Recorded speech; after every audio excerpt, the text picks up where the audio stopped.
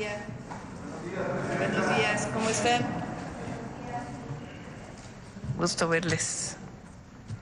Bueno, el día de hoy me acompañan el doctor David Kersenovich, que es secretario de Salud, Eduardo Clark, subsecretario de Salud, e Iván de Jesús Olmos, que es director general de Birmex.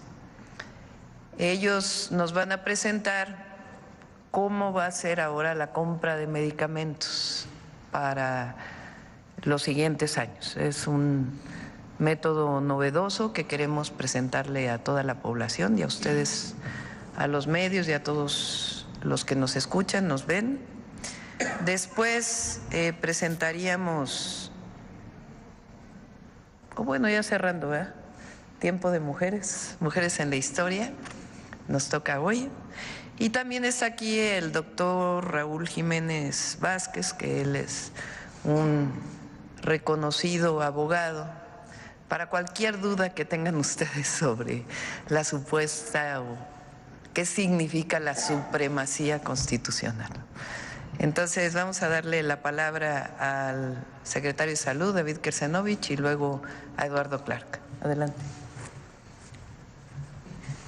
Muchas gracias, con su permiso, señora presidenta. Buenos días a todas y todos. Yo quisiera mencionar en relación a la compra de medicamentos la importancia que tiene y los insumos de salud como concepto. Si me pasa la siguiente diapositiva, por favor. ¿Cuáles son los puntos relevantes de la compra de medicamentos? Están enunciados en esta diapositiva. El primero es que es un aspecto fundamental en el ámbito de la salud pública y personal. Es decir, involucra tanto a la salud pública del país como a cada uno de nosotros en lo personal. El segundo aspecto es que garantiza el acceso de tratamientos para la prevención, para la atención primaria y para la curación de las enfermedades. O sea, no nada más pensar en la curación de las enfermedades, sino también en la prevención y en la atención primaria. Tiene muchas implicaciones, tiene implicaciones éticas, económicas y sociales. Es un proceso muy amplio y tiene estas repercusiones. Dentro de ellas, la gestión eficiente de los costos es crucial para poder garantizar la sostenibilidad del sistema de salud. El sistema de salud tiene como objetivo que el mismo ocurra con equidad y ese es un aspecto muy importante en lo que tiene que ver con la compra de medicamentos e insumos para la salud. Y finalmente, es muy importante para disminuir la morbilidad y la mortalidad de los distintos padecimientos. Si vamos a tratar de bajar la curva de todas las enfermedades crónicas, tenemos que disponer de medicamentos para lo mismo. Habiendo dicho eso, señora presidenta, doctora, le pediría entonces a Clark si nos hace favor de presentar el proceso de la compra de medicamentos. Muchas gracias. Gracias, doctor. Con su permiso, presidenta, muy buenos días a todos. Es un gusto estar aquí con ustedes. A partir de lo que les comentaba el doctor Kersenovich sobre la relevancia e importancia de la compra de medicamentos, les quiero yo platicar muy brevemente cómo funcionaría y estamos diseñando la compra consolidada de medicamentos para este próximo año. En primer lugar, dejar claro cuáles son nuestros objetivos al consolidar la compra de medicamentos e insumos para la salud, que es garantizar la disponibilidad de todos los medicamentos para todas y todos los mexicanos que reciben atención en el sector público bajo las mejores condiciones de calidad de los medicamentos, de eficiencia de los tratamientos terapéuticos que se implementan y bajo las mejores condiciones de precio para el Estado mexicano. Siguiente. Estamos presentando hoy y queremos compartir con ustedes cómo es el modelo de la rectoría y la gobernanza de la compra de medicamentos e insumos para la salud de ahora en adelante, a partir de la publicación de un decreto que emitió la señora presidenta el día de antier. En primer lugar, la Secretaría de Salud, como cabeza de sector, como rectora del sector salud, está encargada del diagnóstico, de la planeación, de la coordinación y supervisión de todo el proceso, para luego llevar a cabo los siguientes pasos de manera muy sintética. En primer lugar, las instituciones de salud, el IMSS Bienestar, el ISSSTE, los Institutos Nacionales de Salud, entre otros, definen sus necesidades por clave y por punto de entrega, es decir, cuántos medicamentos, cuántos insumos de la salud requieren y en qué punto los requiere. En segundo lugar, la Secretaría de Salud hace la validación de esas necesidades, es decir, valida lo que envían las instituciones en tres sentidos: en relevancia terapéutica, en calidad y cantidad y también en posibilidades de negociación de precio. Y tercer lugar, con esa planeación, el equipo en Birmex hace y ejecuta la compra consolidada, que es el proceso ya de invitar a la proveeduría a que oferte y adjudicar a los mejores postores para garantizar, como les decía, las mejores condiciones de calidad, de eficiencia y de precio. Y finalmente, las instituciones suscriben ya los contratos y reciben los insumos para atender a la población en todas sus necesidades. Siguiente. El nuevo modelo de contratación de medicamentos e insumos para la salud está basado en estos principios que ahora les platicaré más a detalle cómo operan en la práctica. En primer lugar y de manera transversal es la implementación de sistemas digitales en todo el proceso de la cadena de planeación, coordinación, supervisión y ejecución de la compra. Estamos buscando garantizar la máxima transparencia y la máxima participación tanto nacional como internacional para promover la competencia y garantizar los mejores recursos en términos de calidad y precio.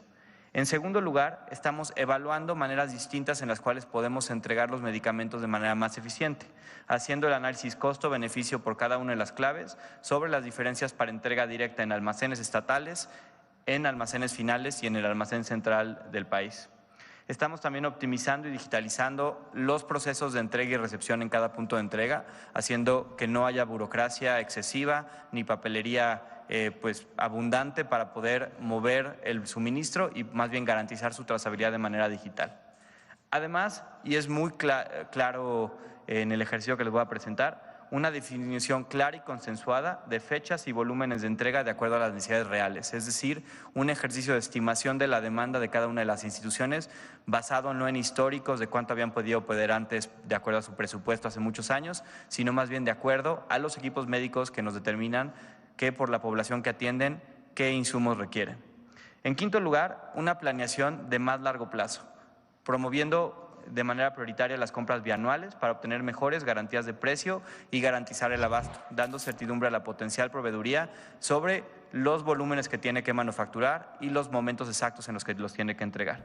Y último punto, que es importantísimo, un monitoreo continuo de parte de la Secretaría de Salud y de Birmex a las penalizaciones y los incumplimientos, más bien a los incumplimientos que puedan llevar a cabo los proveedores para garantizar que el Estado mexicano efectivamente escoja a los proveedores que tienen garantizado el cumplimiento.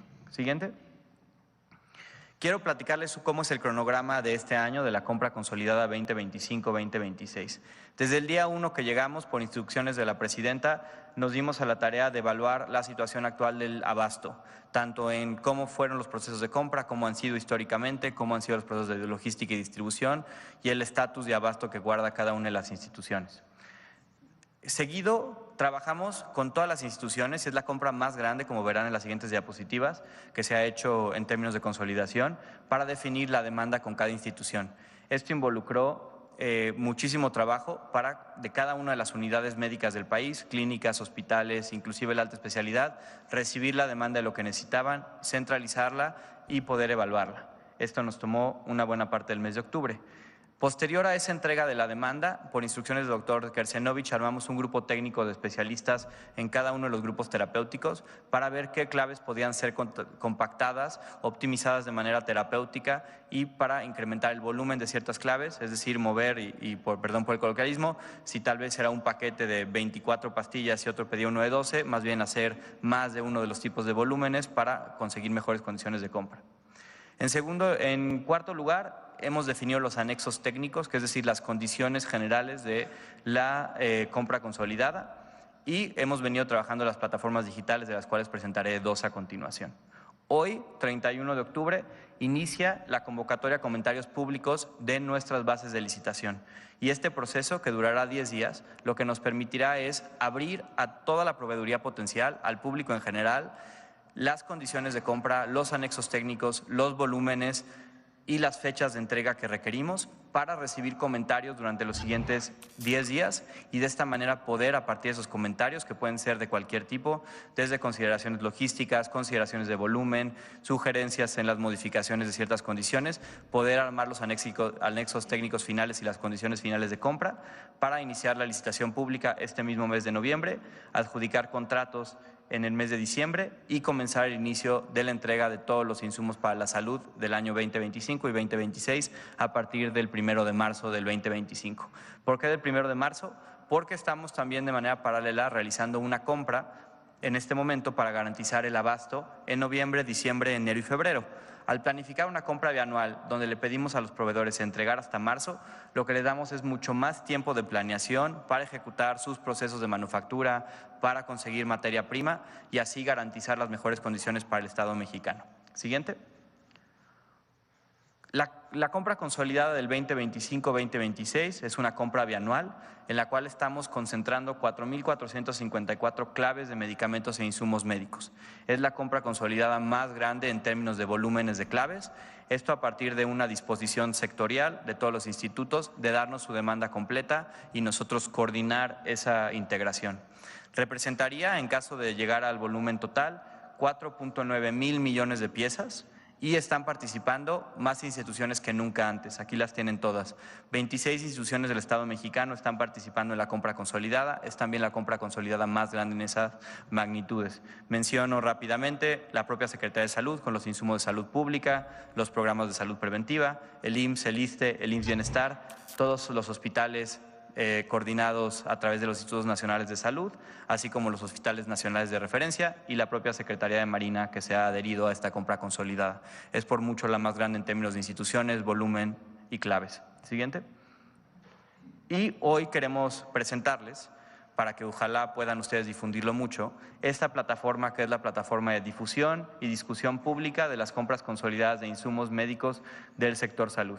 Es una plataforma en la cual cualquier persona puede consultar los proyectos, es decir, cada una de las claves que vamos a pedir, va a poder acceder a la información administrativa, financiera, legal, de tiempos de entrega, un poco lo que normalmente se haría en las bases de licitación. Representa el total de los volúmenes que les mencionaba y todas las claves. Cada proveedor interesado o persona en general interesada, no tiene que ser un proveedor, puede monitorear y filtrar por buscar el texto, paracetamol, el nombre de lo que sea, qué tipo de insumo es, si es material curativo, si es un medicamento, a qué grupo terapéutico pertenece para filtrar, si una, por ejemplo, proveeduría provee solo oncológicos, la clave, si alguien tiene ese tema más específico, ver todas las claves que estamos comprando o, bueno, buscando comprar y en cada una de ellas poder meterse para revisar, como van a ver en un segundo, la ficha técnica, es decir, qué estamos comprando y cuánto esperamos poder comprar, tanto para el primer año como para el año posterior.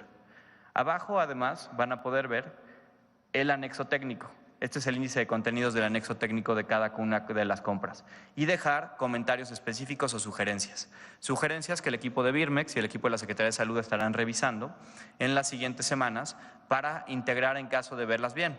No son vinculantes, esto es importantísimo, hay una sección de preguntas y respuestas para que entiendan exactamente a qué se refiere, pero lo importante es que recibamos toda la retroalimentación de parte de la proveeduría, entendamos qué cosas podemos modificar en las bases técnicas y de esta manera la convocatoria que se lance en aproximadamente 15 días final incorpore la mayor información posible del mercado. Este es un ejercicio que no me gustaría dejar atrás. Iniciamos bajo la dirección de la presidenta en la Ciudad de México a través del proceso que llamamos Tianguis Digital. La convocatoria tal vez más famosa que tuvimos fue de prebases, como le llamamos de discusión, fue la contratación del servicio de Ecobici y muchos sistemas del transporte público que previo a sacar las bases de licitación oímos de la potencial proveeduría qué cosas podíamos hacer para modificar. Eso sería un poco la plataforma. Si me dan la siguiente diapositiva, por favor, para concluir. Esta plataforma está disponible a partir de este momento en la siguiente página, discusión.salud.gov.mx. Estará disponible los siguientes de aquí hasta el 8 de noviembre, como les comentaba. Y si me dan la siguiente, también les dejamos un portal informativo para cualquier duda que tengan de lo que acabamos de mencionar en compraconsolidada.salud.gov.mx. Estamos seguros que con este proceso nuevo de implementación de sistemas digitales, de coordinación sectorial a través de la Secretaría de Salud, estaremos teniendo la compra consolidada más eficiente de medicamentos y garantizando el acceso a la salud de todas y todos los mexicanos. Muchísimas gracias. Claro, perfecto. Una disculpa. En todo este proceso nos ha venido acompañando, y una disculpa por no mencionarlo, la Secretaria de la Función Pública y su equipo, tanto para las políticas nacionales de contratación como en la supervisión de los anexos técnicos y del proceso, para asegurar que este proceso de compra consolidada es algo que se adecúa a la visión de las compras consolidadas de todos los sectores y además garantizando de parte de la Función Pública que estamos cumpliendo todos y cada uno de los pasos y las mejores recomendaciones de los aprendizajes que han tenido desde la propia Secretaría. Muchas gracias. Bueno, pues esta es la información más importante. Como bien dice Eduardo Clark, que es una compra muy importante para el acceso a la salud de las y los mexicanos. Esta es la manera en que se muestra la forma en que se va a hacer de manera transparente, invitando a que participe todo aquel que que tiene que ver con la proveeduría de salud. Y estamos seguros que vamos a conseguir todavía mejores precios que incluso en el gobierno del presidente Andrés Manuel López Obrador, que ya habían disminuido de manera muy importante los precios en la compra de medicamentos. Entonces, transparencia, cero corrupción y un esquema en donde participan todas las instituciones. Sobre el tema, a ver.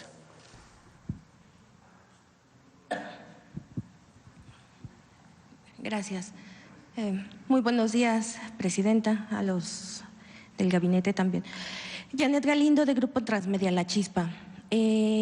Presidenta, el expresidente Andrés Manuel López Obrador dejó grandes megaproyectos. Uno de ellos precisamente fue la megafarmacia. En torno a este tema, todo esto para el bienestar social. En torno a este tema, quisiera yo saber qué es lo que tiene hasta el momento, qué informe le han dado hasta el momento, si este proyecto ha estado cumpliendo los objetivos y pues hablando precisamente de ahorita de los medicamentos. Sí, se va a seguir utilizando la llamada megafarmacia de Huehuetoca. Y vamos a entrar a un proceso de mayor digitalización de trámites. Es parte de los 100 puntos que presenté en el Zócalo, no solamente para la compra de medicamentos, sino para muchas otras compras dentro, es decir, del gobierno hacia afuera, y también una parte muy importante del acceso de las y los ciudadanos a los trámites de gobierno. Para eso se está creando la agencia digital y ustedes conocen a Eduardo Clark, que se volvió muy conocido en la época de la pandemia porque él, aunque no es médico, aprendió mucho de ello y permitió desarrollar todos los procesos para hacer eficiente la atención a la salud en aquel momento de la pandemia. Entonces, él justamente es experto en estos temas y está ayudando muchísimo a poder digitalizar todos los procesos en el sector salud. En este caso, compra de medicamentos, pero también vamos a un expediente digital único por cada ciudadano y ciudadana que pueda presentarse en cualquier entidad de la salud pública de nuestro país y otros esquemas que nos van a permitir la simplificación.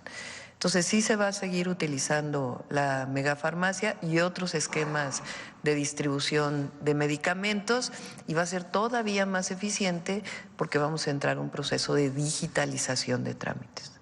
Okay. ¿Hay algún presupuesto ya determinado para el siguiente año? ¿Lo tienes?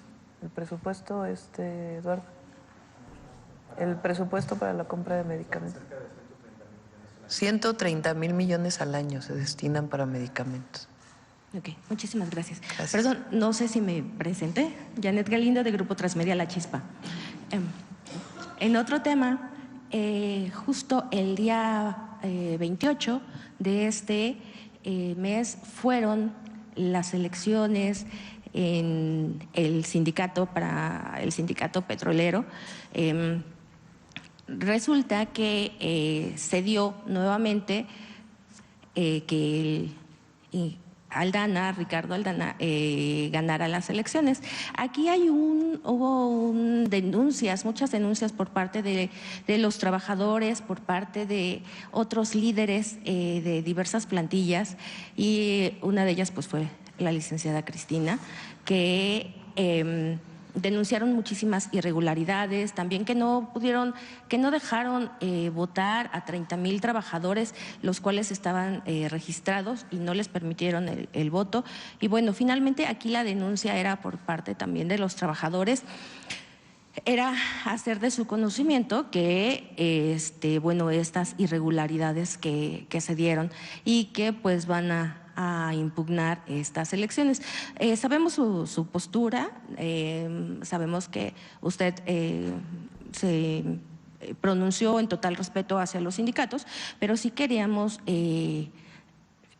preguntarle cuál sería su opinión tras todo este proceso y el planteamiento de los trabajadores, que es la impugnación.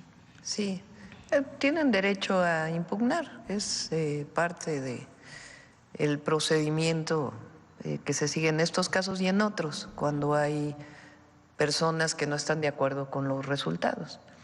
Y también, pues, el secretario del Trabajo, Marat, estuvo atento, y si desean una reunión con él, pues, por supuesto, también los puede recibir. Pero nuestra posición siempre es la libertad de decisión de las y los trabajadores petroleros en este caso, y en general de cualquier trabajador, tanto del Estado, de algún organismo público, como de empresas privadas. Muchísimas gracias. Presidenta. Y finalmente, ¿qué va a pasar? Pocas semanas antes de que concluyera la administración del expresidente López Obrador, hicimos una denuncia de una persona, del señor Ernesto Pimienta, que él denunciaba que le ganaron terrenos al mar en Jalisco, en Barra de Navidad. Y este caso, ellos siguen pagando impuestos, pero no pueden hacer uso de esos terrenos. Finalmente, este caso se dio la indicación que tanto Semarnat como la Secretaría de Gobernación tomaran el caso, cosa que se hizo, pero con el cambio de administración. De hecho, le dieron varias citas al señor, y con el cambio de administración pues ya no se le dio seguimiento en este proceso. ¿Qué va a pasar con estos casos, doctor? Sí, le pedimos a la Secretaría de Gobernación que le dé seguimiento. Ok, gracias. Gracias.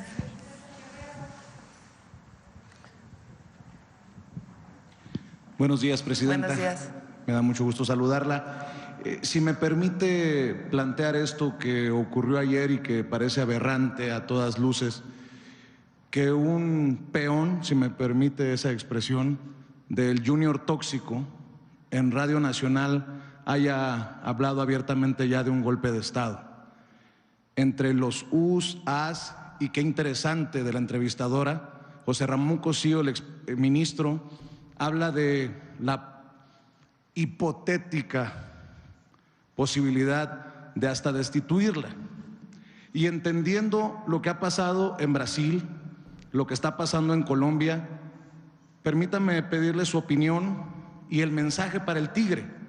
Creo que, recordando lo que en algún momento me dijo el expresidente Andrés Manuel López Obrador, de que la oposición no se estaba portando tan mal, creo que esta oposición ya ha rebasado un límite, y también los medios de comunicación que permiten decir cualquier cosa en sus radios o en sus televisoras. Para iniciar, Presidenta, por favor. Sí, Raúl, ¿por qué no platicas sobre lo que se votó ayer en la Cámara de Diputados y que se había votado en la Cámara de Senadores, para que todas y todos comprendan de qué se trata, porque parece que es algo fuera de lo común, que es algo terrible? Entonces, para que un abogado reconocido nos pueda explicar a todas y a todos. Adelante, Raúl.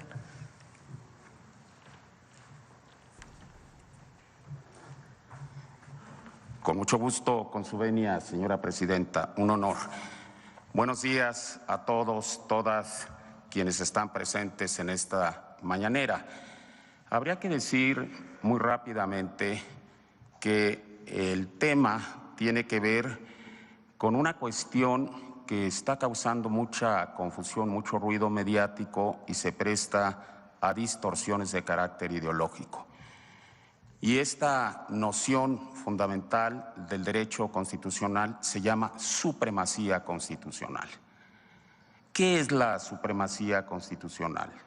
Habrá que decir, en palabras llanas, que es una categoría jurídica de carácter superior, que tiene carta de naturalización, que tiene hondas raíces tanto en la teoría, en la doctrina jurídica, en la interpretación judicial y en nuestro artículo 133 constitucional. ¿Qué quiere decir supremacía? La Carta Magna es el texto fundante del orden jurídico mexicano, federal, estatal y municipal. La Constitución tiene supremacía porque justamente impera absolutamente y está por encima de todas las disposiciones constitutivas de la pirámide normativa del derecho nacional. Ahora bien, la Constitución no puede ser una Carta Magna inerte, impávida, absolutamente desertora de los procesos constitutivos de la dinámica social.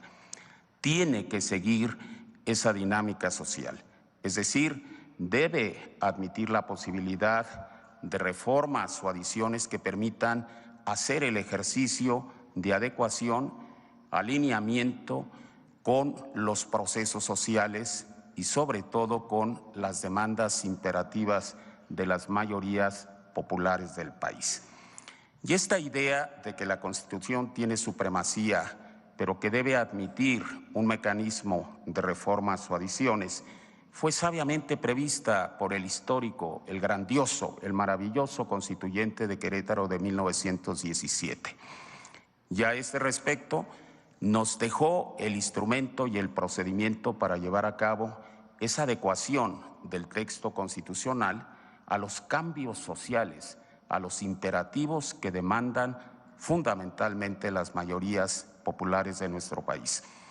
Y así fue como en el artículo 135 de nuestra Carta Magna, que no ha sufrido modificación alguna desde su promulgación el 5 de febrero de 1917, se consagran el órgano y el procedimiento para llevar a cabo reformas o adiciones a la Carta Magna. El órgano, bien lo sabemos, es el llamado Constituyente Permanente, es decir, el poder reformador de la Constitución. Y el procedimiento, previsto ahí mismo en el artículo de referencia 135, es el procedimiento complejo que vincula, que conecta y articula al Congreso de la Unión a través de mayorías calificadas y a las legislaturas de los estados mediante la conjugación de la mayoría simple. Ya una vez que las reformas o adiciones se han producido y se ha hecho su publicación oficial a través del Diario Oficial de la Federación, estas pasan a formar parte íntegra, inescindible, inseparable del texto constitucional. Y eso justamente ha ocurrido y está ocurriendo con las reformas constitucionales promovidas por el gobierno de nuestra Cuarta Transformación. Y eso, sin duda alguna, va a ocurrir con la reforma trascendental a los artículos 105 y 107 constitucional. Cuando ello ocurra, que será en un breve lapso, en virtud de que el poder reformador de la Constitución está en la etapa final, es decir, en la aprobación por la mayoría de las legislaturas estatales. Habrá de ocurrir en las próximas horas. Cuando ello suceda y se publique el decreto de reformas en Diario Oficial, esas reformas y adiciones 105 y 107 constitucionales serán parte inseparable de la Constitución, serán texto constitucional, figurarán como normas imperativas y de cumplimiento absoluta y definitivamente imparable.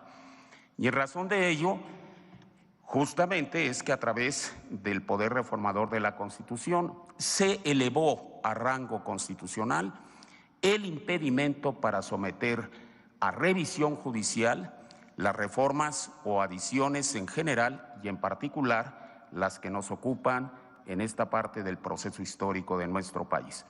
Y fue así como en el artículo 107 constitucional se establece que el juicio de amparo es improcedente contra reformas o adiciones a la Constitución. Esto no es ninguna novedad, todo lo contrario, ya está previsto en la ley de amparo vigente a partir del año 2013, artículo 61, fracción primera. No admite interpretación en contrario. A la letra, literalmente ahí se establece con sentido imperativo y categórico que el juicio de amparo es improcedente contra reformas o adiciones a la Constitución. Lo que se hace ahora es simplemente visibilizar en la norma constitucional lo que ya existe como criterio legislativo e interpretación, incluso por el propio Tribunal Supremo de nuestro país. Cito rápidamente para concluir una contradicción importantísima que está siendo hoy en día obviada, omitida, quisiera pensar imprudencialmente y no dolosamente, por los ministros de la mayoría de la Corte. La contradicción de tesis 105-2021 de la segunda sala de la Suprema Corte de Justicia de la Nación dice categóricamente, leo, el poder reformador, sus actos no se encuentran sujetos a ninguno de los mecanismos de control jurisdiccional previstos en la Constitución General o en alguna otra ley secundaria. Lo que hace esta reforma es elevar a rango constitucional, reconocer en la Carta Magna lo que ya existe como realidad jurídica y como obligación a seguir por parte de los tribunales. Y lo dispuesto en el 107 se replica, se traslada, se homologa al 105 en relación a las controversias y acciones de inconstitucionalidad. El principio que aplica a estos medios del derecho procesal constitucional es exactamente el mismo e igualmente válido. Los actos del poder reformador son actos soberanos y, como lo ha dicho la propia Corte en esta jurisprudencia por contradicción de tesis del 2021, no son susceptibles de impugnación alguna. Es cuanto, señora presidenta. Presidenta, lamento la descortesía. Me presento, Vicente Serrano, conductor de Sin Censura TV, para que luego no vayan a decir que uno tira la piedra y esconde la mano. Su opinión acerca de esto que dijo José Ramón Cosío en el programa de Azucena Oresti en Radio Fórmula, porque habla de que si los ministros, que ya presentaron su renuncia, además 8, deciden que usted, echan atrás la reforma judicial y usted es considerada en desacato, sin necesidad de quitarle el fuero podrían destituirla. Y nada más hago referencia a lo que ha pasado hacia el sur, Presidenta, porque el estratega de la victoria de Bolsonaro en algún foro ya estuvo reunido con Cosío bajo la sombrilla de Mexicanos contra la Corrupción y la Impunidad, y pues sería muy inocente no entender las relaciones conservadoras, Presidenta. Sí. Primero, han estado la oposición planteando este tema de la supremacía constitucional como si fuera algo novedoso o fuera algo malo. Todos los que estudiamos, aunque no hayamos estudiado derecho, sabemos que la Constitución es la ley máxima la que establece a partir de ahí todas las normas secundarias. Entonces, ayer me puse ahora sí que a googlear supremacía constitucional. Lo dice la propia Corte en un montón de documentos. Lo dice la Facultad de Derecho en un montón de documentos. Los invito a que hagan lo mismo, porque el propio artículo 133 de la Constitución lo establece. Esta es la ley máxima. Esta Constitución, las leyes del Congreso de la Unión que emanen de ella y todos los tratados que estén de acuerdo con la misma, celebrados y que se celebren por el presidente de la República, hay que modificarlo porque debe decir la presidenta también, el presidente o la presidenta de la República, con aprobación del Senado, serán la ley suprema de toda la Unión. Lo dice la Constitución. Los jueces de cada entidad federativa se arreglarán a dicha Constitución, leyes y tratados a pesar de las disposiciones en contrario que pueda haber en las constituciones o leyes de las entidades federativas. O sea, parece como que es una ofensa, supremacía constitucional. ¿Cuál novedad hay en eso? Sí, es la ley máxima, sí. ¿Es la Carta Magna? Sí. ¿Cómo se modifica la Carta Magna?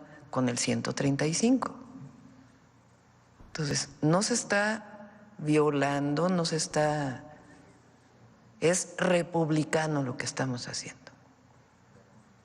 Está dentro de la Constitución, forma parte de nuestro Estado de Derecho. Eso es lo primero, porque ahora parece, incluso lo comillan, la supremacía constitucional. Lo segundo, ayer me enteré por la participación de la ministra Sánchez Cordero en el Congreso, por cierto la felicito, una excelente participación, que este punto, el 61, artículo 61 de la Ley de Amparo, numeral 1, que ahora formará parte de la Constitución, lo incorporó el PRIAN en el 2013 a la Ley de Amparo. O sea, es una modificación de ellos mismos, con la que ahora están en contra. Entonces, en el 2013 era válida porque era la reforma energética que privatizaba Pemex y CFE, que le quitaba a las mexicanas y a los mexicanos sus empresas públicas. Pero ahora no, cuando se trata de que el pueblo elija a jueces, magistrados y ministros. Entonces, ¿cómo? Segundo punto. Entonces, sencillamente lo que ellos incorporaron a la Ley de Amparo hoy será parte de la Constitución. Número 3. Nos están provocando. ¿En qué sentido? Quieren que la presidenta haga, los lleve a juicio político a los ministros, a las ministras, algo así. No lo vamos a hacer. Por más que estén violando ellos la Constitución, que es lo que ellos quieren. Todavía pienso yo, fíjense, qué bien pensada soy, que hay ministros y ministras dentro de esos 8 que van a recordar sus clases, su historia y cómo van a pasar a la historia. Porque ellos y ellas saben que están tomando una decisión política, no jurídica, en contra del pueblo de México y a favor de ciertos grupos de interés y de sus propios intereses. Entonces vamos a esperar primero a que se reforme la Constitución en este marco de algo que ellos propusieron en el 2013. Fíjense la contradicción, está lleno de contradicciones su posición. Y después vamos a esperar a ver qué decide la Corte. Y una vez que tome la decisión la Corte, ya nosotros podremos decidir o hacer un planteamiento. Pero no nos adelantemos. Ahora, el ministro que mencionas, ayer el ministro González Alcántara y Carranca, de verdad es diciendo que cuánto se gastaba en Palacio Nacional para… Yo para empezar todavía no vivo en Palacio Nacional, les informo. Y segundo, el Palacio Nacional pues tiene su propio presupuesto para conservar esto que es un monumento histórico de todas y todos los mexicanos. Mal haríamos en no destinarle un presupuesto para la conservación de este inmueble tan importante para todas y para todos. Los gastos que tendré como persona con mi esposo en este lugar, pues van a ser parte de los gastos personales que se cubrirán con el salario que tenga como presidenta de la República. Pero ya llegan al límite de hablar de golpe de Estado, de que me van a destituir, que, o sea, tranquilos, calma. Por ahí hay una foto del Popocatépetl hace como 2 semanas, ¿no? A ver si la ponen. Nos mandó un mensaje el Popo. Vamos a esperar. Y a toda la ciudadanía, todos somos responsables de conocer la Constitución. No es solo para expertos, no es solo para constitucionalistas, para abogados. Es lo que nos rige como mexicanas y mexicanos. Y no es, habrá artículos que a lo mejor son más complejos de entender, pero hay algunos que son claros, absolutamente claros. Entonces, ¿qué le diría a los comentócratas? Bueno, ya dijeron que vamos a modificar la Constitución para que se acepte la tortura. De verdad, es que, claro, si ellos tuvieran mayoría para modificar la Constitución, como fue durante todo el periodo neoliberal, entonces no pasa nada. Pero ahora que se regresa al pueblo, ahí está él. Calma, tranquilos, amor y paz. Vamos a esperar a que resuelva la Corte. Y apelo a las ministras y a los ministros a que recuerden sus clases, a que… Ese supuesto golpe de Estado, porque el pueblo raso, los que viajamos en el metro, las peceras, los taxis, o la gente que anda en el campo, pues sí se cree las mentiras de los medios oficiales y sus comentaristas, porque el apoyo que le dio el pueblo pasadas elecciones, pues tiene una ideología diferente y un pensamiento diferente a la gente que está en los medios o en las ciudades más grandes como es este caso. Sí, no se tardaron ni media hora en empezar la crítica. Pasó la toma de protesta y al otro día, como decía el presidente López Obrador, que todos al mismo tiempo. Nado sincronizado. Nado sincronizado. Es que uno lee y yo la verdad no oigo mucha radio y televisión, no me da tiempo, pero me pasan un resumen y digo, bueno, pero es que es lo mismo.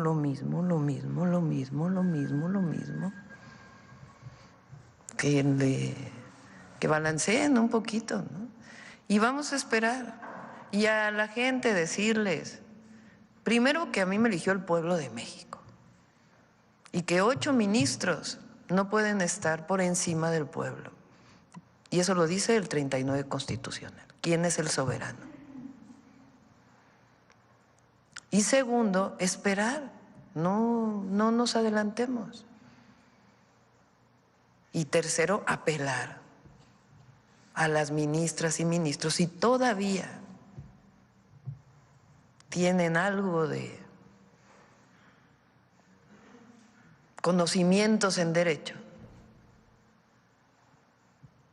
pues que actúen en consecuencia, porque también el proyecto del ministro Alcántara es de verdad, Es un posicionamiento político. No tiene nada que ver con las leyes o con la Constitución, que también ellos juraron defender. Si me permite, dos rápidos planteamientos, Presidenta. Se cumplen este año 200 años de la conformación del gran estado de Occidente, Sinaloa, Sonora, parte de Arizona, y el 14 de noviembre va a haber una sesión histórica en Álamos, Sonora, donde, por cierto, nació María Félix, un pueblo mágico. Ahí va a sesionar el Congreso. Hago referencia a esto porque también hay una ilusión histórica entre los pueblos hermanos del Fuerte Sinaloa y Álamos, Sonora. Primero fue capital de ese gran estado de Occidente, el Fuerte, después Álamos, y siguen de alguna manera incomunicados porque hay un camino de terracería que está complicadísimo, y esto de alguna manera ha frenado el desarrollo de lugares como el Fuerte y como Álamos, que viven del turismo. Entendiendo que Sonora ha sido privilegiado hacia el norte con la planta fotovoltaica, la carretera Guaymas-Chihuahua, ¿le han presentado en algún momento este proyecto para la pavimentación? Creo que son 70 kilómetros de terracería entre el Fuerte y Álamos. No sé si usted tiene conocimiento de esta ilusión histórica y no sé si sea algo que pueda estar en sus planes, Presidenta, en el marco de este 200 aniversario bicentenario de la Constitución de ese gran estado de Occidente. Sí, es alguno de los proyectos que nos planteó el gobernador. Próximo año nos vamos a seguir en el norte, porque hay una carretera que acordé con el presidente López Obrador que la íbamos a hacer a partir del próximo año, que es Bavispe Nuevo Casas Grandes, porque él la comprometió y ya no le dio tiempo de hacerla. Entonces me comprometí en un mitin ahí en Sonora de que la íbamos a hacer nosotros. Entonces el próximo año iniciamos con esa y vamos a continuar hacia Chihuahua, de Guaymas a Chihuahua, pero consideramos esta para los siguientes años. Es el rinconcito muchas veces olvidado del sur, sí, de Sonora, ahí, entre Chihuahua, Sinaloa y Sonora, y le agradezco que lo tome en cuenta. Y para cerrar, la han atacado también desde ayer que se dio a conocer este reconocimiento Nobel por la sustentabilidad. Su opinión, ahora que se ha hecho público y hay una invitación para que regrese a su alma mater en Berkeley, ¿sería tal vez su primer viaje al extranjero, Presidenta? Sí. Bueno, agradecer porque nos llegó hace 2 días este comunicado. Fue sorpresivo porque no es que nosotros hayamos gestionado el premio. Es una fundación de la familia Nobel que se dedica particularmente a sustentabilidad y tiene que ver pues con el trabajo académico y el trabajo como servidora pública que realicé principalmente en el gobierno de la ciudad. El premio se entrega el 21 de noviembre. Quiero aclarar porque no es mi alma mater, la Universidad de Berkeley en California. Mi alma mater es la UNAM. Mi doctorado, yo tengo un título de doctorado de la Universidad Nacional Autónoma de México en Ingeniería en Energía, pero toda mi tesis doctoral la hice asociado a un laboratorio que está asociado a la Universidad de Berkeley en California. Y me daría mucho gusto ir, no sé si vaya a tener la oportunidad, porque ya decidimos que sí vamos al G20. Eso es el 18 y 19 de noviembre. El 20 de noviembre, por obvias razones, tengo que estar en México, estaría regresando el 19. El 20 estaríamos aquí para el desfile y la conmemoración del inicio de la revolución. Y esto es el 21. Estamos viendo porque habíamos hecho un acuerdo para tener una reunión con empresarios y el gobierno de Alemania, si se puede mover eso para el 20 en la tarde, que lo habíamos pactado hace como 3 meses. Entonces ya no estoy segura que pueda ir el 21, pero pues estaremos mandando a alguien en nuestra representación. Agradecer y para mí el mayor privilegio es servir al pueblo, más allá de los títulos y reconocimientos académicos o al servicio público. Es un privilegio enorme y que tengan la certeza de que vamos a cumplir y siempre vamos a estar a la altura de las circunstancias. No llegamos para traicionar al pueblo, llegamos para cumplirle al pueblo de México.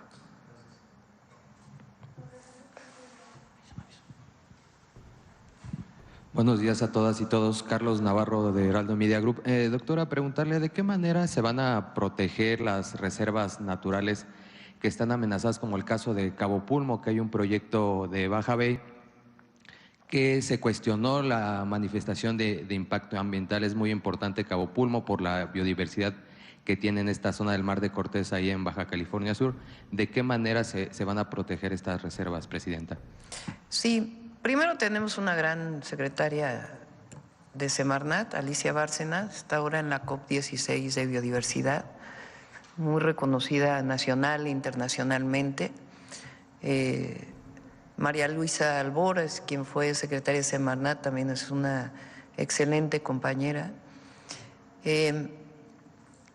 Está tomando una decisión la doctora Bárcena de centralizar los estudios las autorizaciones de estudios de impacto ambiental. Hoy tienen una parte descentralizada y a veces hay malos manejos, pero a veces no hay la suficiente conocimiento para poder autorizar. Entonces ella está tomando la decisión de que los proyectos más importantes se analicen dentro de la Secretaría de Medio Ambiente. Y eso es algo importante. Y en particular en Cabo Pulmo ella decidió retirar la autorización de manifestación de impacto ambiental, porque consideró que no era suficiente como para la protección que requiere esta área tan importante, lo que estaba expresado en la autorización. Entonces se retiró esta autorización y ella está realizando un trabajo muy importante en la Semarnat para poder centralizar estas autorizaciones que no lleven pues a una mala decisión, vamos a tomarlo así, en alguna de las entidades de la República, sobre todo los que son proyectos más grandes y de mayor impacto. ¿Se está haciendo algún análisis en todo el país para revisar estas manifestaciones que puedan tener algunas irregularidades? Ahí en donde hubo, particularmente esta, donde ella consideró que no cumplía con todo lo necesario y que podía tener la obra que se planteaba un impacto ambiental muy grande. También preguntarle sobre el tema de relocalización de empresas, el nearshoring. ¿Cómo va el avance y si ya hay se ha enfocado en el sur del país, en el interoceánico? ¿De qué manera se está llevando este proyecto de relocalización de empresas, doctor? Sí, vamos a presentar ya muy pronto el Consejo para la Relocalización y Desarrollo Regional. Sigue habiendo mucha inversión extranjera en nuestro país, a pesar de lo que dicen de que se está yendo la inversión. Ayer estamos haciendo un trabajo muy importante para dar alternativas de abastecimiento de agua a la región centro y en particular a Hidalgo, Ciudad de México y Estado de México. Es un grupo de trabajo donde participa la gobernadora del Estado de México, el gobernador de Hidalgo y la jefa de gobierno de la ciudad. Ayer tuvimos reunión. Y el gobernador de Hidalgo me comunicó que se acababa de anunciar una inversión muy importante de la empresa Mercado Libre en Hidalgo, de miles de millones de dólares, entre otras muchas empresas que están llegando a nuestro país. Sobre los polos de bienestar del Istmo, Me reuní con la empresa danesa antes de entrar al gobierno, vamos a tener una reunión pronto, que está desarrollando este proyecto innovador muy importante de la planta de hidrógeno verde, que va a ser un trabajo pues, de alrededor de 3-4 años para poderla inaugurar. Y me he estado reuniendo también con los empresarios que tienen a cargo los polos para ver su avance, cómo se desarrollan, y también los dos puertos, el de Salina Cruz y el de Coatzacoalcos, que también entiendo que ya se pidieron las grúas y se va a desarrollar. Entonces, tanto los del sur-sureste como en otras partes del país, recuerden que nuestro objetivo es llegar a 100 parques industriales nuevos en el país en los próximos 6 años. Muchas gracias, buen día a todas y todos. Por acá. Buenos días, Liliana Piña de tiempo.com.mx y puentelibre.mx de Ciudad Juárez. En el primer tema, Presidenta, la consejera presidenta Guadalupe Tadei acusa a sus compañeros consejeros de invasión de funciones, ya que interpusieron una controversia constitucional para impugnar nuevas atribuciones de la presidenta del INE. ¿Qué opina de la controversia y del acuerdo de estos consejeros y si sigue la resistencia contra la 4T y el INE? No conozco muy bien el tema. Entiendo que tiene que ver con el nombramiento de servidores públicos dentro del Instituto Nacional Electoral que están parados porque no se ponen de acuerdo los consejeros. Ha planteado la presidenta del INE varias veces distintos perfiles y no lo votan en el Consejo. Entonces, hubo un planteamiento por parte de una de las iniciativas en donde ella pudiera nombrar directamente. Y eso es lo que está en la controversia, ¿no? Pero no quisiera dar más opiniones al respecto. El siguiente tema, Presidenta. El secretario de Seguridad Pública de Chihuahua, Gilberto Loya Chávez, confirmó que en Ciudad Juárez ha detectado la presencia de una organización criminal muy peligrosa originaria de Venezuela, el cual tiene por nombre Tren de Aragua.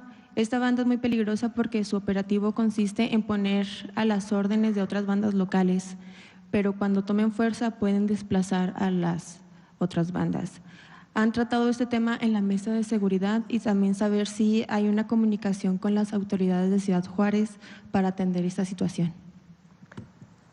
Pediría al secretario que se ponga en contacto.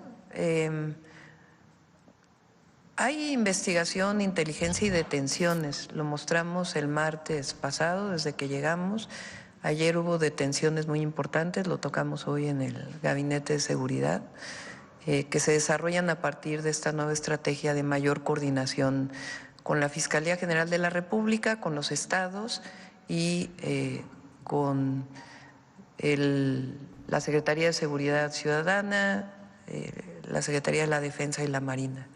Y en particular en este caso pues pedimos que entre en contacto el secretario.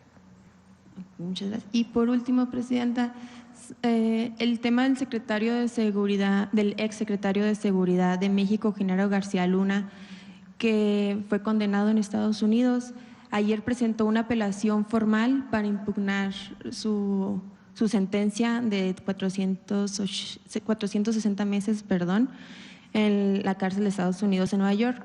¿Cuál es su opinión del gobierno mexicano acerca de esa apelación?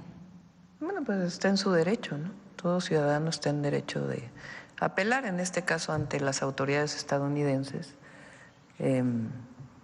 y pues se tendrá que definir en ese proceso. Muchas gracias.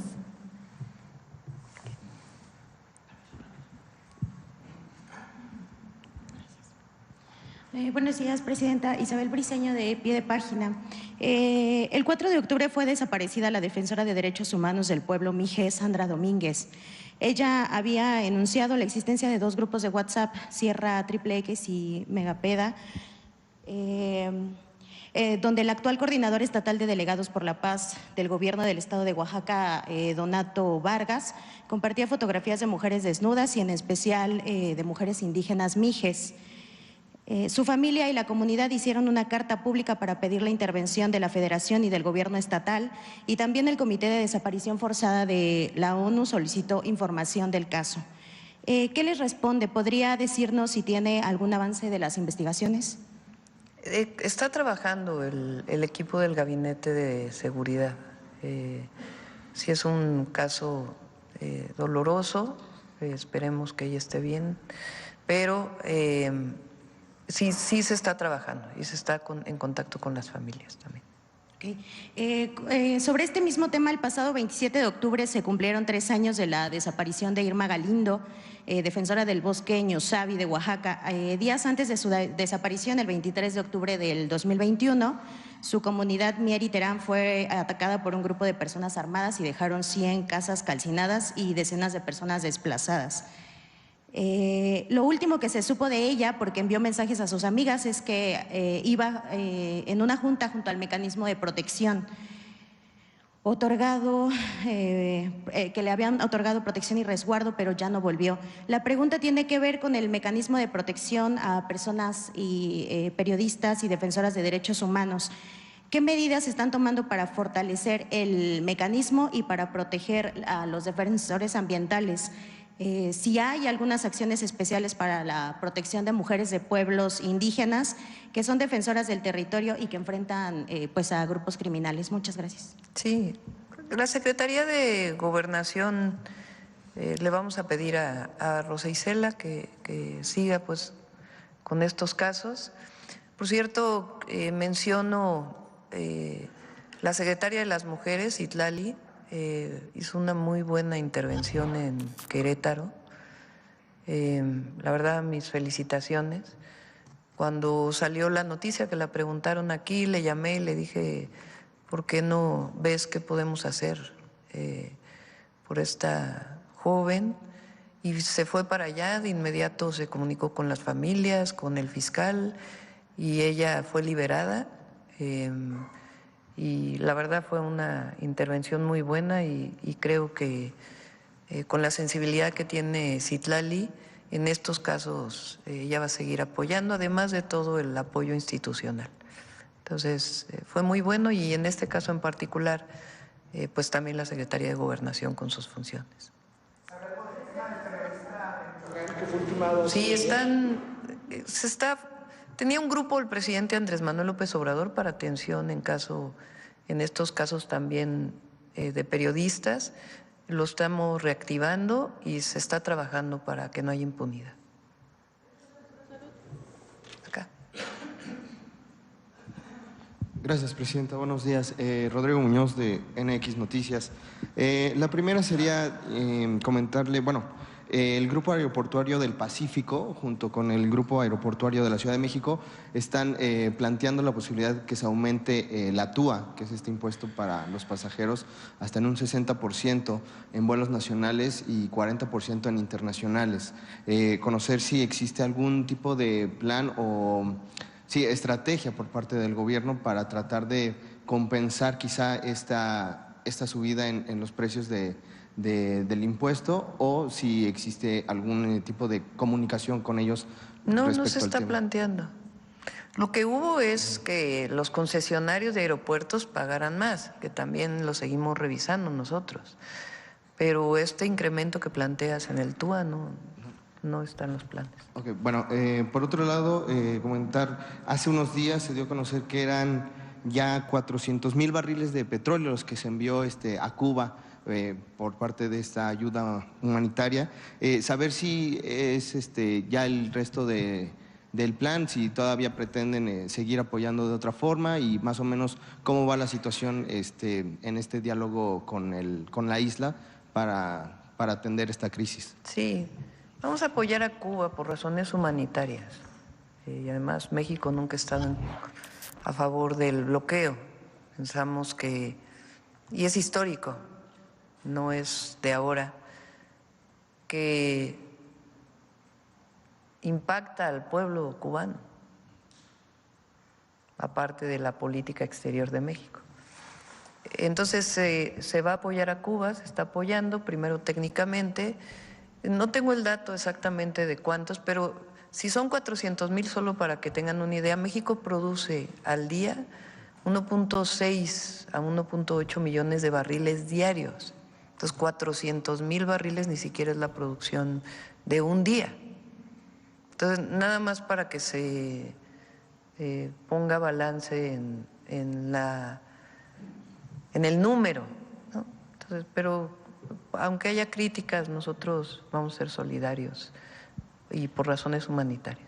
Dos cuestiones muy rápidas. Hoy se da a conocer el incremento del PIB en 1.5% durante el tercer superó trimestre. todas las expectativas, decían que… Su comentario. así dije en un mitin cuando con el presidente López Obrador en la transición. Decían que no iba a haber Tren Maya, decían que no iba a haber aeropuerto Felipe Ángeles, decían que no iba a haber interoceánico, decían que no iba a haber pensión a los adultos mayores, decían que no se iba a apoyar a los que no iba a alcanzar, decían que no iba a crecer el PIB en este trimestre. Pues sí creció a 1.5. Y ya por último, nada más si me regala un comentario respecto a algún acuerdo que se haya llegado ayer con los integrantes de la CENTE que se reunieron con usted por la tarde, saber si van bien estos diálogos y conocer si por parte de Presidencia pues hay algo importante a destacar de este encuentro. Gracias. Sí, van a seguir los diálogos con ellos. Ellos tienen 5 puntos que van desde la UCICAM y ellos plantean todavía que quedaron temas pendientes de la reforma educativa de Peña, que se quitó toda la parte punitiva y de permanencia en el sistema, que fue muy importante. Gracias a eso se dieron las basificaciones, pero ellos están planteando todavía algunos temas. Hay que decir que coinciden tanto la CENTE como el CENTE en estos casos. Entonces siempre el diálogo, y va a estar ahí Mario Delgado atendiendo, y nos vamos a estar reuniendo periódicamente, y también temas con el ISSSTE, que está Martí también apoyando en estas reuniones. Vamos aquí adelante. Ajá. Presidenta, buenos días. Gustavo García, de Comunicante MX. Presidenta, primero le quiero preguntar, hace un momento acaba de hacer un comentario muy importante. Este Palacio Nacional es de las y los mexicanos. Yo recuerdo hace muchos años que se nos permitía el acceso, transitar libremente. Entiendo que en años recientes ha habido muchas manifestaciones e incluso ahora mismo hay vallas metálicas que impiden el acceso. Sin embargo, Presidenta, en este recorrido soy una persona, un reportero que viaja por todo el país. Y cuando hago estos reportajes de turismo y preguntándole a la gente qué es lo que les gustaría conocer de la Ciudad de México, invariablemente el Zócalo y Palacio Nacional creo que son, coincido con usted, son monumentos con mucha historia que vale la pena que los mexicanos lo vivan. Incluso mucha gente me ha comentado que les gustaría estar en este salón, conocer dónde se lleva a cabo la mañanera. Presidenta, ¿hay planes para que se abra al público en algunos días en específico este monumento, este Palacio Nacional? Sí, entiendo que después de que afectaron una de las puertas, limitaron el acceso justo porque pusimos la ofrenda aquí. En un ratito, a ver si se dan una vuelta porque quedó muy bonita. Entonces pregunté que cómo estaba el acceso. Entonces lo estamos viendo, evidentemente tiene que reabrirse el acceso a todas y todos. Esta es la Casa del Pueblo de México. De acuerdo, Presidenta. Como segundo tema, antes de que terminara el sexenio del presidente Andrés Manuel López Obrador, estuve en esta mañanera, una semana antes, le hice el comentario referente a un contrato polémico que existe con el AIFA, en donde se invirtieron 80 millones de pesos para sacrificar a 300 perros y gatos. En ese momento el expresidente no estaba enterado. Obviamente él, como expresidente animalista, dijo que no estaba de acuerdo con que estuviera ocurriendo eso.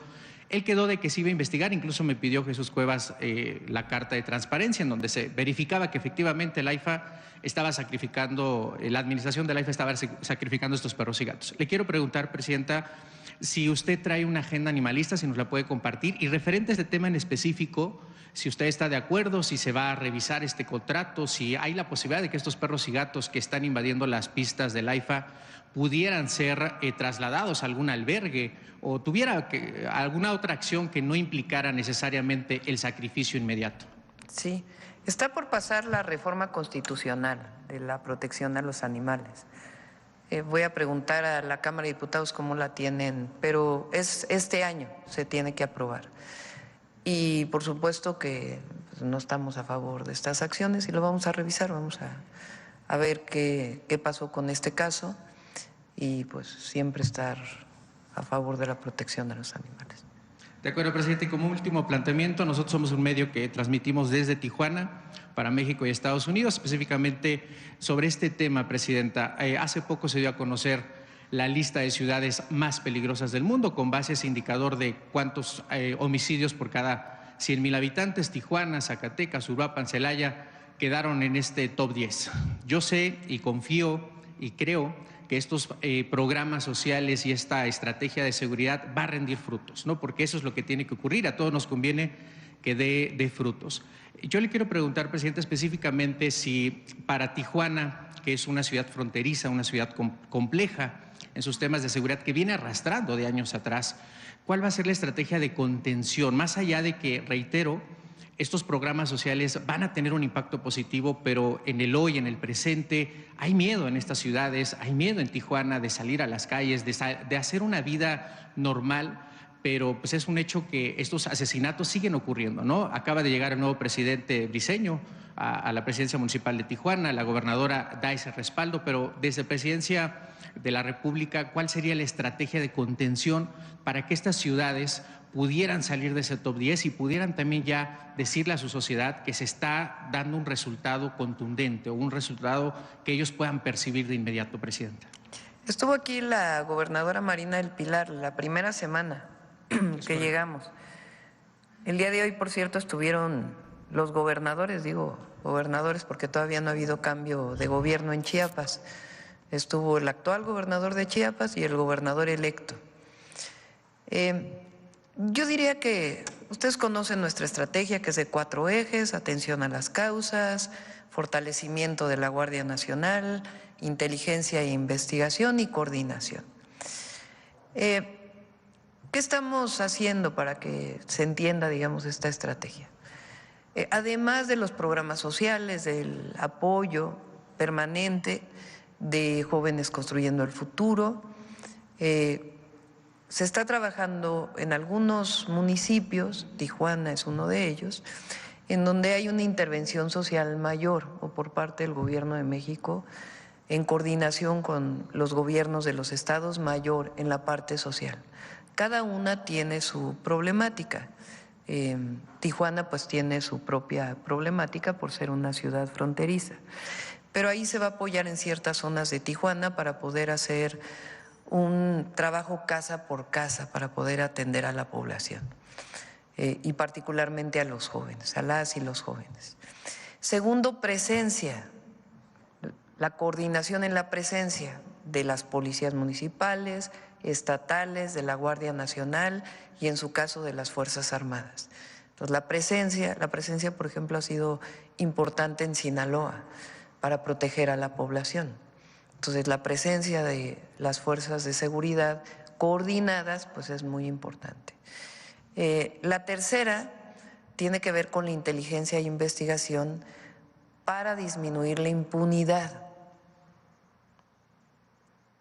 Un grupo delictivo o para la detención de un delincuente, de un grupo delictivo o varios delincuentes, pues tiene que haber orden de aprehensión, a menos que haya una detención en flagrancia cuando están cometiendo el delito. Si no, nuestro sistema lo que dice es que debe haber una orden de aprehensión. ¿Quién da la orden de aprehensión? Un juez. ¿A partir de qué? De una carpeta de investigación que abre el Ministerio Público. Si es delito del fuero común, es el Ministerio Público Estatal y es un juez del Poder Judicial Estatal. Si es un delito del fuero federal, el Ministerio Público Federal, o sea, la Fiscalía y un juez federal. ¿Con base en qué otorga un juez, suponiendo que no hay corrupción, con base en qué otorga un juez una orden de aprehensión? Pues con base en las pruebas que se presentan en una carpeta de investigación. Cuando hablamos de delincuencia organizada, pues es muy importante que las carpetas de investigación se integren bien para que venga la orden de aprehensión y después la inteligencia y la investigación para detener a quienes están generando violencia. Ese proceso de nuestro sistema penal acusatorio lo estamos fortaleciendo con la inteligencia y la investigación y la coordinación con las fiscalías estatales y federal, y va a dar resultados. De hecho, ya comienza a dar resultados con detenciones de personas presuntas delincuentes que generan violencia, y va a seguir dando resultados. Y en Tijuana esa es la estrategia. Atención a las causas, presencia y también inteligencia y investigación que lleve a la detención pues de quienes están generando la violencia en ese lugar. Es una visión distinta a solamente esta visión de detener narcotraficantes, que es distinta. No quiere decir que no se vayan a detener, sino que estamos construyendo el proceso para que no haya impunidad. Lo mismo la estrategia para Chiapas. Hay un detenido y siguen las investigaciones, sí. Gracias, Presidenta. Buenos días. Judith Sánchez Reyes, de Perspectivas MX. Preguntarle, Presidenta, sobre este informe del estatus de la megafarmacia, sobre todo del stock de medicamentos especializados que tiene, aprovechando pues obviamente la presencia de las autoridades sanitarias, si nos pueden dar información al respecto, y también sobre los países en los que se hizo la compra de medicamentos especializados y cuántos de ellos han caducado, si es que se ha dado esta razón. Ha habido ahí algunas publicaciones periodísticas que han mostrado esta situación, saber la razón. Y también preguntarle si dentro de la firma de los nombramientos que hizo este martes se encuentra el del titular o la titular de COFEPRIS. Sí, está la titular de COFEPRIS, ¿cómo se llama ella?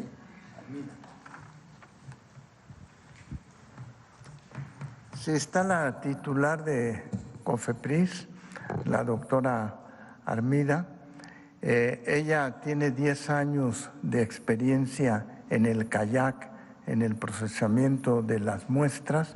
Es una agente con toda la experiencia y que va a avanzar hacia un proceso más ágil en relación a la COFEPRIS. Armida Zúñiga. Sí, sobre la cuestión de los recomendada medicamentos. También de Alejandro Schwartz, que ahora está en el IMSS Bienestar. Gracias, David. Sobre el estatus de los Ya les damos toda la información. ¿Se va a dar un informe especial, Presidenta? Sí, no hay nada que ocultar. Entonces se da la información de…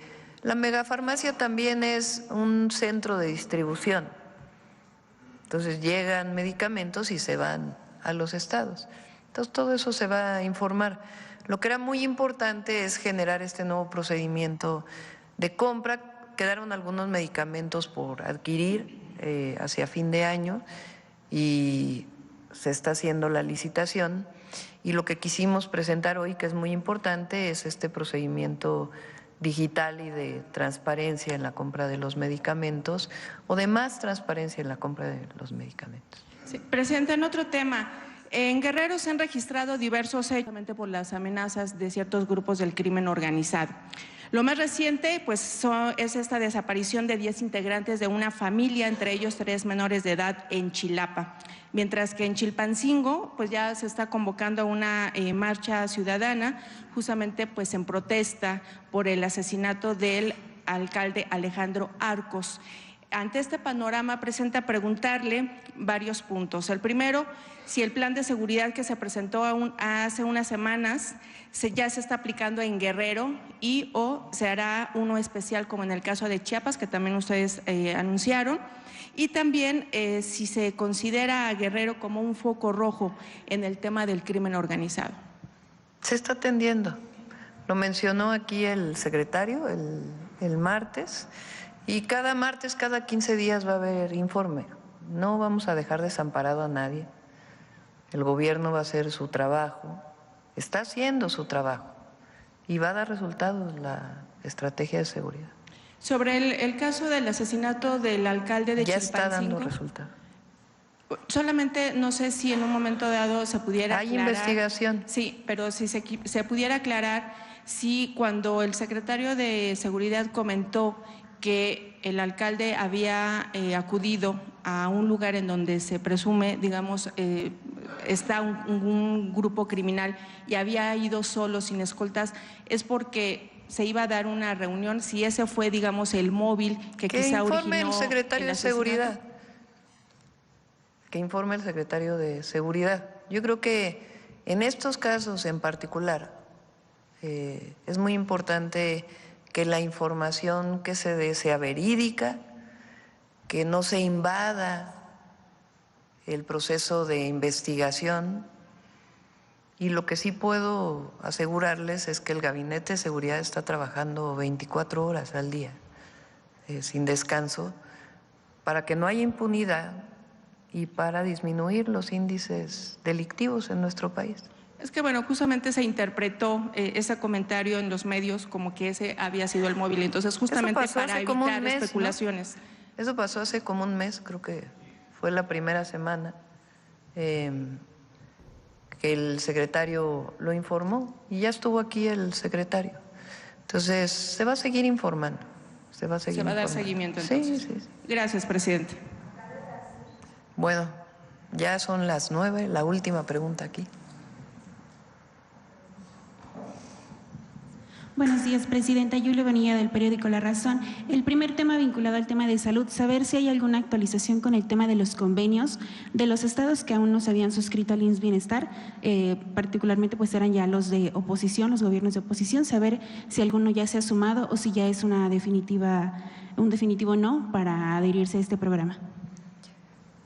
El único que había tenido reunión Zoé Robledo antes de entrar al gobierno, me lo informó en su momento cuando ya lo había nombrado que él nuevamente estaría al frente del IMSS, y lo que sí es que se reunió con Yucatán, con el gobernador de Yucatán, porque él tiene mucho interés en integrarse lo más pronto al IMSS Bienestar.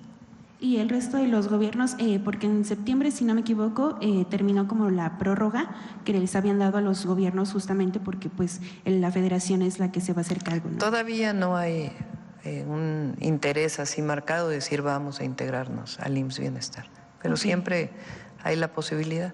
Ok, bueno, y en un segundo tema, retomando el tema del INAI, después de que usted ayer pues reiteró que no va a dar marcha atrás al tema de la desaparición y que se va a trasladar a la Secretaría de Anticorrupción, los comisionados pues respondieron que, refiriendo que están pagando como consecuencias de funcionarios que ya no forman parte del INAI. Pero bueno, en caso de que se siga adelante con el plan, pues ahora hicieron como hincapié en este compromiso que refieren que hizo la secretaria de Gobernación en la reunión del 16 de octubre de que los trabajadores no iban a ser tocados. Entonces la pregunta es si este compromiso se va a cumplir y en qué consistiría, es decir, ¿se van a contratar a los trabajadores del INAI, se van a hacer exámenes, evaluaciones o cuál es lo que se está proyectando? Sí, a ver, una cosa son los trabajadores que tienen tiempo, que son que han generado derechos dentro del marco de la ley laboral, y otros son otros trabajadores de confianza. Ayer mencioné que vamos a hacer una reducción muy importante de 5% de todo el gobierno, porque ese recurso tiene que ser destinado a los nuevos programas sociales y a las obras públicas. Entonces, en principio, no se va a revisar, vamos a plantearlo así. Ahora, ayer, por cierto, vi un anuncio también de del INAI, que dice, si desaparece el INAI, una señora que se le resolvieron un caso de su pensión, exactamente, y que entonces ahora, ¿qué va a pasar si desaparece el INAI? Y ya no va a poder. Pues claro que va a poder. Y claro que vamos a defender a todas y a todos los mexicanos. Las injusticias están en muchos lugares y nosotros tenemos obligación de atender. Lo que ya no va a haber, pues, es gastos en los centros nocturnos, gastos públicos en los centros nocturnos, eso sí ya no. O en viajes de turismo gubernamental, eso tampoco. Gastos en tarjetas American Express, eso ya tampoco. Entonces, no, eso sí, no va a haber. Pero a la gente siempre se le va a atender y se va a revisar lo de las y los trabajadores del INAI.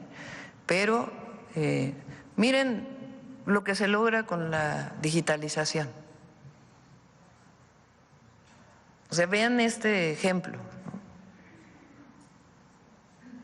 ¿Qué estamos mostrando aquí? Que desde la apertura, antes incluso de las licitaciones, se pone a consulta de cualquier ciudadano las claves que se van a adquirir de medicamentos e insumos de la salud. Eso es algo que quizá por mi origen científico y lo que logramos con la Agencia Digital de Innovación Pública en la ciudad, pues es algo que a mí es algo pues que yo tengo como parte de lo que significa el servicio público, de facilitar a través de la digitalización, de ahí donde no hay acceso a Internet, a partir de otros mecanismos, estos esquemas de transparencia. No se requieren gastos, aquí no se ha gastado nada. Fue Eduardo y su equipo que trabajan en la Subsecretaría de Salud y obviamente el doctor Kersenovich, junto con Birmex y todas las instituciones que se están reuniendo desde antes de que entráramos al gobierno para poder poner en práctica este nuevo sistema. A ver, ¿esto lo tiene el INAI? Entonces, corruptelas no. Eso sí, no.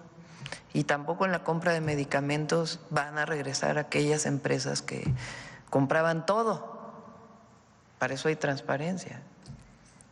Entonces, cero corrupción.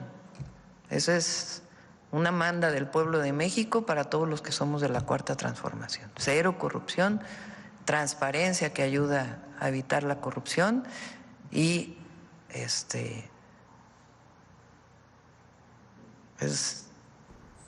la autoridad moral, ética, se gana a lo largo de una vida. No es de una declaración de una persona u otra en determinado momento. Y hay algunos que al final de su vida hacen una revisión. Por eso, ahora que va a terminar el tiempo de los actuales ministros y ministras, aprovecho nuevamente que hagan una revisión de cómo quieren pasar a la historia. Si quieren pasar a la historia como constitucionalistas o quieren pasar a la historia violando la Constitución, siendo ministros y ministras. Entonces ahí está, para que... Bueno, vamos a cerrar con Noemí. Sobre insistir en el tema del Comité de Evaluación del Poder Ejecutivo, si ya tienen los nombres. Los vamos a dar a conocer en un comunicado, en un rato. Ah, hoy mismo. Sí, hoy es el último día. Sí, por cierto, no viene ahí, lo vamos a publicar en el diario oficial para que se haga la formalidad. Si pudiera adelantarnos qué tipo de perfiles son, qué consideraciones tomaron para elegirlos. Son perfiles de personas que conocen sobre el Poder Judicial, personas probas, que se dedican a distintos temas de distintos lugares de la República, pero luego a veces quienes nacimos en la ciudad, luego somos, yo no, pero mucha gente centralistas y se eligen a puras personas que son de la ciudad, entonces son de distintos lugares de la República y algunos no son grandes conocidos, pero tienen un antecedente que les permite que puedan ser de este comité que va a evaluar todos aquellos que se inscriban para jueces, magistrados y ministros. Aprovecho cerrando para que el INE también revise cuánto va a costar la elección el próximo año, porque escuché que decían 13,500 millones, 13,000 millones, se habían dicho que eran 7,000 hace unos meses. Entonces, no va a haber financiamiento a partidos políticos, toda esa parte de una elección normal no viene. Entonces, hay un llamado respetuoso a los consejeros y consejeras del Instituto Nacional Electoral para que revisen el costo de la elección, que ya dijimos que va a salir de los fideicomisos del Poder Judicial. Adelante, Noemí. Con su permiso, Presidenta. Muy buenos días a todas y todos. Ya saben que estamos por iniciar el mes de noviembre y por lo tanto la sección va a estar dedicada a estas mujeres que le dieron luz, pensamiento, propaganda, ideas, acciones a la primera revolución social del siglo XX, la Revolución Mexicana, y es por eso que queremos iniciar con aquellas mujeres que estuvieron luchando contra el régimen porfirista, incluso mucho antes de aquel llamado de Francisco y Madero de 1910. Creo que pensamos la revolución a partir de este 20 de noviembre de 1910, pero hubo mujeres que incluso habían ya vivido las consecuencias de esta lucha por la libertad y la justicia contra el régimen porfirista. Y no es que yo sea profesora, de la que siempre me siento muy orgullosa, pero estas mujeres eran maestras. Y vamos a dar cuenta de cómo a través de esta profesión tenemos casos como el de Elisa Acuña, a quien le queremos dedicar el día de hoy, pues va a ser trascendental tanto para la Revolución Mexicana, para la consolidación de los proyectos emanados de la Revolución. Así es que les invitamos a conocer más sobre la profesora Elisa Acuña. Elisa Acuña fue una maestra, periodista y revolucionaria originaria de Mineral del Monte Hidalgo, quien luchó desde distintas trincheras en contra de la reelección y en defensa de la libertad, la justicia y los derechos de la mujer. A principios del siglo XX se afilió al Club Liberal Ponciano Arriaga, opositor a Porfirio Díaz, donde ocupó el cargo de vocal en la mesa directiva, de la que también formaban parte los hermanos Flores Magón. En estas reuniones de jóvenes disidentes, mujeres y hombres discutían textos e ideas revolucionarias y organizaron un movimiento en contra de la dictadura porfirista que fue reprimido. Acusada de incitar a la rebelión, Elisa Acuña fue presa política en 1903 en la cárcel de Belén, junto a Juana Belén Gutiérrez, otra destacada maestra, periodista e ideóloga revolucionaria, y junto a redactores de El Hijo del Aguizote. Unos meses más tarde, ya libres, Gutiérrez y Acuña se exiliaron en San Antonio, Texas, donde se dedicaron a editar periódicos subversivos como Fiat Lux y Vesper. Al bifurcarse el Partido Liberal en 1905, Elisa Acuña y Juana Belén Gutiérrez, junto con Dolores Jiménez y Muro, se distanciaron del magonismo, pero continuaron su trabajo militante y periodístico. En 1910 fundaron el club antirreeleccionista Las Hijas de Cuauhtémoc, que agrupó a más de 300 mujeres que demandaron al gobierno porfirista mejores condiciones laborales para las mujeres, organizaron huelgas y exigieron un cambio político y social de fondo. Crearon además el periódico La Guillotina. En 1910, Elisa Acuña participó en la organización de la Gran Convención Nacional Antirreeleccionista en apoyo a la candidatura de Francisco y Madero a la presidencia. Tras el asesinato de Madero, Elisa Acuña colaboró con el zapatismo repartiendo propaganda antihuertista en el estado de Puebla, por lo que fue perseguida. Elisa Acuña participó en el Consejo Feminista Mexicano, organismo creado en 1920 que buscó agrupar a las mujeres que se involucraron como propagandistas en la Revolución Mexicana y que, entre otras cosas, reclamó a los hombres del movimiento revolucionario el no haber reconocido el valor de las mujeres que participaron.